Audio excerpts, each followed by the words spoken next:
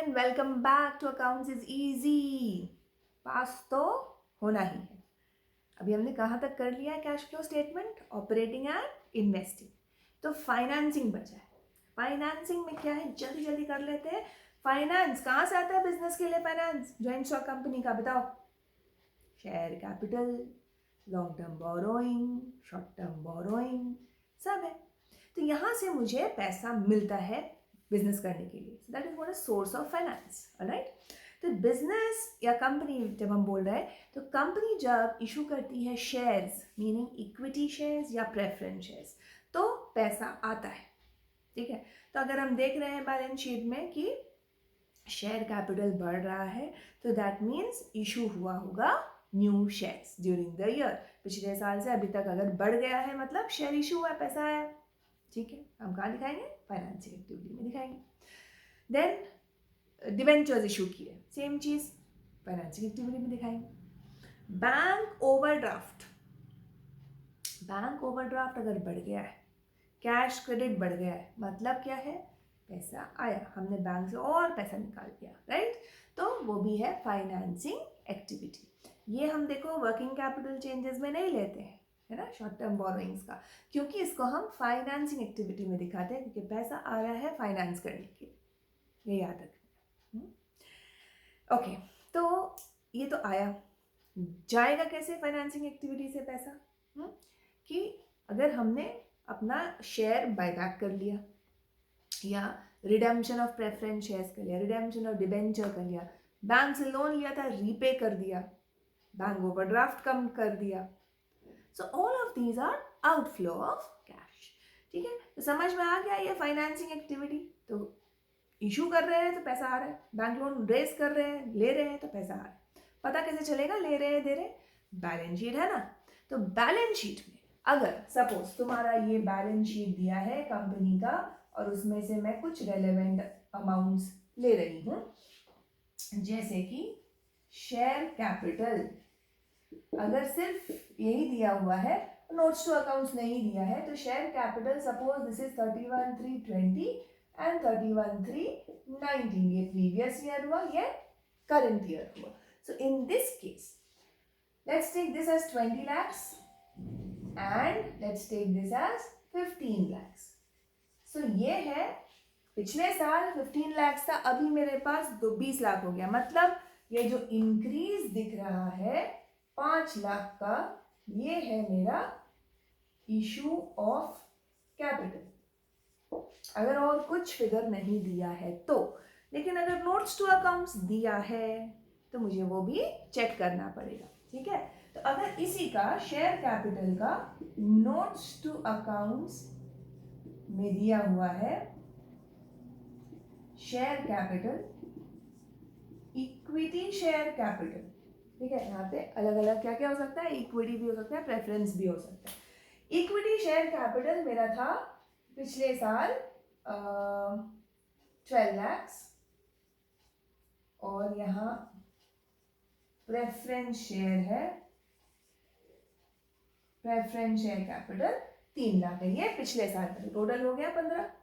And now my equity share capital has say gone up to this is got 0 तो 3, और यहाँ पे आ जाएगा 8 plus 3 23,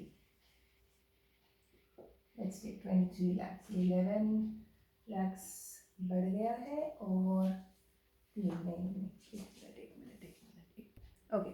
सो अगर इसको 20 लाख ले लेते हैं तो क्या हुआ, मतलब इसका ये share capital, equity share capital issue हुआ है 8 lakhs, the increase is 8 lakhs, and also preference share capital जो है वो पहले 3 लाख था, अभी 0 पे आ गया है, मतलब ये रिडीम हो गया है, रिडीम हो गया, रिडेम्पशन हो गया, हमने रीपे कर दिया 3 लाख। तो ये दोनों चीज हो रहा है, इशू भी हो रहा है, रिडेम्पशन भी हो रहा है। तो नेट हमको देखो इंक्रीज दिख रहा है 5 लाख का, ये 15 टोटल, 12 plus 3 15, और ये 20। तो अगर सिर्फ शेयर कैपिटल देखेंगे मुझे लगेगा कि सिर्फ इशू हुआ है 5 लाख का share capital, but notes to accounts बता रहा है कि हाँ इक्विटी शेयर कैपिटल तो इशू हुआ है, लेकिन 8 lakhs हुआ है। और ये जो 3 लाख है वो रिडीम हो गया प्रेफरेंस शेयर कैपिटल। तो नेट इफेक्ट क्या है कि मेरे पास 5 लाख का इंक्रीज हुआ है शेयर कैपिटल। दोनों अलग अलग दिखाना पड़ेगा, because one is an inflow and one is outflow. तो ये मुझे सम में खोजना है फाइनेंसिंग एक्टिविटी का। ये एग्जाम्पल एक दे दिया मैंने। तो ये फाइनेंसिंग एक्टिविटी हो गया, और अब एक छोटा सा हम सम लेंगे। ये तो चलो कैपिटल मूवमेंट्स हो गया उसको समझने के लिए। प्लस अगर फाइनेंसिंग एक्टिविटी से अगर हम कुछ खर्च करें, जैसे कि हमने बैंक से लोन लिया है, तो हम इंटरेस्ट पे करेंगे। ये जो इंटरेस्ट पे करें किस लिए पे करें? Why are we paying it? We are paying it for borrowing the funds. So this is also an outflow of cash because of financing activities. ठीक है? तो interest paid on debentures, interest paid on bank loan, all these are outflow from financing activity. ठीक है? Plus dividend, हमने equity share holders को dividend दिया, interim dividend दिया हो, चाहे पिछले साल का प्रपोज डिविडेंड पे किया हो। प्लस प्रेफरेंस शेयर कैपिटल पे डिविडेंड उनका फिक्स होता है, इक्विटी शेयर का तो ऊपर नीचे होता रहता है, कभी ज़्यादा कभी कम, depending on the profits and performance of the business. That is not final and fixed, but preference share holders are assured a fixed rate of dividend. तो उसमें उन लोगों को कोई वो कैलकुलेशन नहीं कि इतना दिया कि नहीं दिया, वो उनका फिक्स रहता है। 8% प्रेफरेंस शेयर्स ऐसे लिखते हैं ना हम लोग, 8% प्रेफरेंस शेयर्स है, 10% प्रेफरेंस शेयर्स। उसका क्या मतलब है कि 10% of the capital they will get as dividend. Even for debentures they have a fixed rate of interest on them. 10% debentures है, तो 10% debentures मतलब जितना भी डिबेंचर कैपिटल दिख रहा है हमको उस पे 10% इंटरेस्ट देना ही है, फिक्स्ड है। ठीक है, तो ये हो गया तुम्हारा फाइनेंसिंग एक्टिविटीज का इनफ्लो। अब उससे और भी रिलेटेड कुछ कुछ चीज़ें हैं, जैसे सिक्योरिटीज प्रीमियम में पैसा मिल सकता है। ठीक है, डिबेंचर्स हम प्रीमियम पे इशू कर सकते हैं या डिस्काउंट पे इशू कर सकते हैं। तो इसको थोड़ा सा और फाइनल डिटेल्स में हम लोग समझते हैं, एक छोटा सा सम लेते हैं और वो क्लियर समझ लेते हैं इसमें फिर। Okay, so here is your sum. What is it saying? From the following information calculate the cash flow from financing activity. तो हमको यहाँ पे 3 अकाउंट्स के बारे में ओपनिंग एंड क्लोजिंग बैलेंसेस दिया हुआ है। ओपनिंग ये, क्लोजिंग ये। Equity share capital was 3 lakhs, now it is 5 lakhs. So I can assume कि चलो यहाँ पे थोड़ा सा इशू ऑफ शेयर कैपिटल हो रहा है। 10% डिबेंचर्स 1 लाख था, अभी 0 हो गया, मतलब रिडीम हो गया। डिबेंचर्स हमने रीपे कर दिए, लायबिलिटी खत्म हो गई। Bank overdraft was 70, now it is 50, मतलब बैंक ओवरड्राफ्ट कम हो गया, मतलब आउटफ्लो, मैंने पैसा डाल दिया बैंक में, right? So that I have return that borrowing, short term borrowing. Bank overdraft is a short term borrowing, तो मैंने उसको 20,000 वापस पे कर दिया है, तो आउटफ्लो है। Debentures were redeemed eight 5% premium on 31/3/23, 31/3/23 मतलब closing end of the year में डिबेंचर्स को मैंने रिडीम किया है। अब देखो ये डेट बहुत इंपॉर्टेंट है, किसी किसी सम में आपको डेट दिया रहेगा कि कब रिडीम किया, इशू किया, सब कुछ दिया है। किसी किसी सम में नहीं दिया है, बस 2 बैलेंसेस है, ओपनिंग बैलेंस, क्लोजिंग बैलेंस। क्या करें, क्या एज्यूम करें? यूजुअली हम लोग एज्यूम कर लेते हैं कि एंड ऑफ द ईयर किया, लेकिन ये एजम्पशन दोनों तरफ से सही है। स्टार्टिंग में भी हम कर सकते हैं, एंडिंग का भी कर सकते हैं। तो सही कौन सा है? दोनों ही सही है, लेकिन नोट लिख देना कि assumed that debentures were redeemed on 1 अप्रैल या फिर 31 मार्च, जो भी तुम एज्यूम कर रहे हो लिख दो, उसके हिसाब से इंटरेस्ट कैलकुलेट करना पड़ेगा। फिलहाल इस सब में क्या करना है, डेट दिया हुआ है, डिबेंचर्स हमने रिडीम किए एंड ऑफ द ईयर, तो मतलब बताओ इंटरेस्ट देना होगा कि नहीं? डिबेंचर होल्डर्स का पैसा था ना मेरे पास साल भर, तो इंटरेस्ट भी देना पड़ेगा। अगर यही बोल देता सब कि बिगिनिंग ऑफ द ईयर में कर दिया है, 1 अप्रैल को कर दिया 22, तो कोई इंटरेस्ट नहीं, बिकॉज मैंने तो पहले ही रिडीम कर दिया। अगर any time during the year करते हैं, जैसे कि बोला कि ये डिबेंचर्स तुमने रिडीम किया है एंड ऑफ जून से 30 जून 2022, इस डेट को तुमने रिडीम किया, तो मतलब कितने महीने के लिए तुमने ये डिबेंचर्स को अपने पास रखा था, पैसा रखा था, तो उस पर इंटरेस्ट देना पड़ेगा। तो ये एंड ऑफ जून है, मतलब अप्रैल, मई, जून। 3 महीने का इंटरेस्ट निकालेंगे और 3 महीने का इंटरेस्ट हम पे कर देंगे डिबेंचर होल्डर्स को। बस यही करना है। तो मैंने बता दिया कि किस किस सम में क्या क्या करना है, लिख के रख लेना, ठीक है। अभी हमारे पास टाइम कम है और हमें बहुत कुछ करना है, तो इतने सारे सम नहीं कर सकते, लेकिन मैंने जो बताया उसको दिमाग में रखो और फिर वैसे ही इंटरेस्ट कैलकुलेट करना, ठीक है। डेट दिया है तो डेट के हिसाब से करेंगे, डेट नहीं दिया है तो सीधा एज्यूम कर लेंगे एंड ऑफ द ईयर में जो भी हुआ, इशू भी रिडेम्पशन भी। फाइन, चलो लेट्स मूव अहेड। नाउ ये रिडीम हुआ 5% प्रीमियम पे। इसका मतलब क्या है कि जितना भी नॉमिनल वैल्यू मुझे दिख रहा है ना, ये 1 लाख, मैंने सिर्फ 1 लाख नहीं दिया है, मैंने 5% ऐड करके दिया है, तो मेरा पैसा कितना गया? How much is cash outflow? Is 1 lakh plus 5% of 1 lakh 5,000, 1 lakh 5,000 पैसा चला गया। तो प्रीमियम पे हम रिडीम कर सकते हैं एट पार। अगर कुछ नहीं बोला था तो एट पार 1 लाख पेमेंट कर दिया, ठीक है। तो प्रीमियम बोला है तो प्रीमियम ऐड करके पे कर देना, ठीक है। Now dividend was paid at 15% और for previous year on equity share. वैसे तो अभी और कोई शेयर नहीं है यहाँ पर, फिर भी मैं स्पेसिफाई कर देती हूँ, but otherwise it's also assume, I mean understood कि इक्विटी शेयर पे ही डिविडेंड देंगे हम, डिबेंचर्स पे तो डिविडेंड नहीं देंगे। तो इक्विटी शेयर कैपिटल पे 15% डिविडेंड पे किया, बिल्कुल कैश आउटफ्लो है, फाइनेंसिंग एक्टिविटी से डिविडेंड जा रहा है। क्यों जा रहा है? क्योंकि मैंने शेयर्स इशू किए हैं, शेयर होल्डर्स को पैसा जा रहा है, राइट। तो ये 15% हम देंगे। किस पे 15% देते हैं? शेयर कैपिटल पे। यहाँ पे लेकिन दो बैलेंस है ना, ओपनिंग 3 लाख, क्लोजिंग 5 लाख। किस पे दो? पिछले साल का दे रहे हैं ना, पिछले साल का डेफिनेटली 3 लाख ही रहा होगा।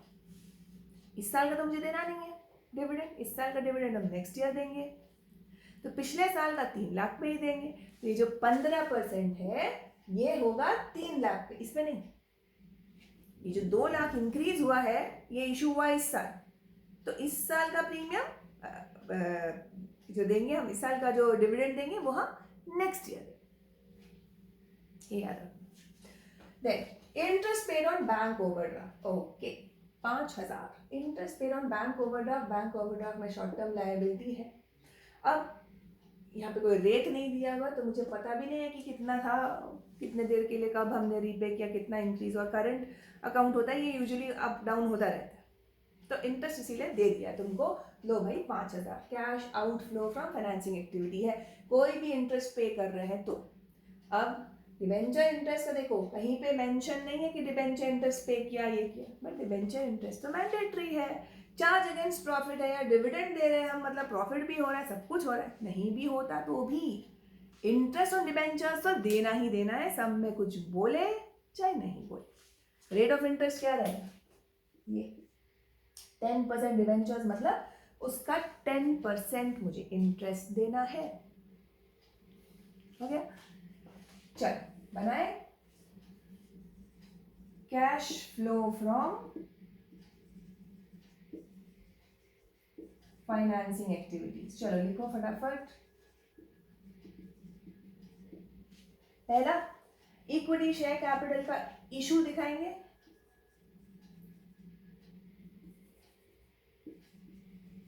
प्रोसीड्स फ्रॉम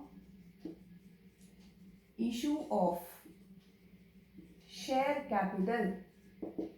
5 - 3 2 लाख इंक्रीज हुआ है, fine. So this is the issue of share capital. Then 10% debentures है, तो 10% डिबेंचर्स रिडेम्पशन ऑफ या रीपेमेंट भी लिख सकते हो, कोई दिक्कत नहीं है।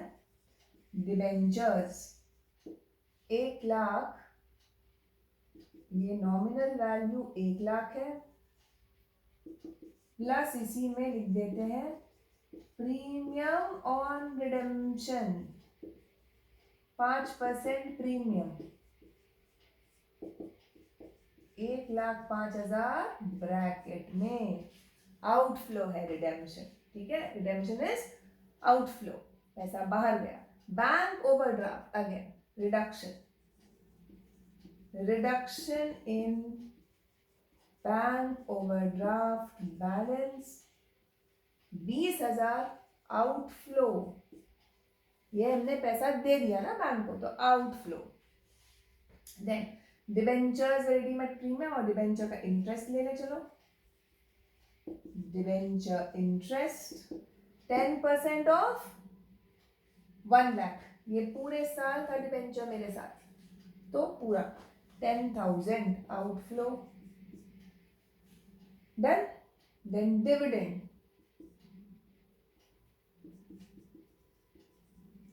dividend on shares 15% of 3 lakhs, कितना हो गया 45,000, 45,000, ये भी आउटफ्लो, जा ही रहा है पैसा।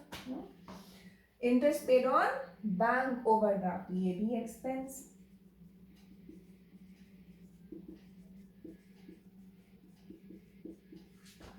$5,000।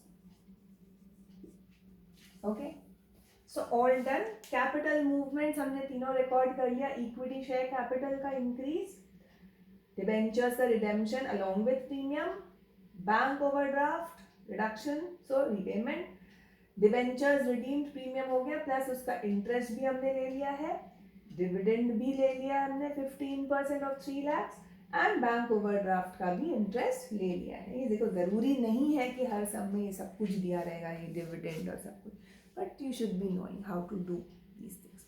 अब देख लो नेट कितना आ रहा है, चलो कैलकुलेट करके मुझे जल्दी से बताओ। तो ये 15,000 नेट आ रहा है, net cash from financing activities. ये आ गया पॉजिटिव, नेगेटिव आएगा net cash used in financing activity, कुछ भी हो सकता है ना यहाँ पे, पॉजिटिव नेगेटिव। क्लियर है? चलो इसको अच्छे से समझ के कॉपी में करो और ऐसे थोड़े बहुत और सिमिलर सम्स इजी वाले करो। उसके बाद हम और भी वीडियोस में थोड़ा और आगे बढ़ेंगे, फिर एक पूरा सम ले लेंगे जिसमें तीनों निकालना है, ऑपरेटिंग, इन्वेस्टिंग, फाइनेंसिंग। डरना कुछ नहीं, पता होना चाहिए, बस खोजना कहाँ पर है कि नहीं। So please tune in to for more videos. Please do like the video in case you find the content good and it's helpful, and please इसको share भी करिए अपने उन दोस्तों के साथ जिनको इसकी ज़रूरत है। Thank you so much. All the best.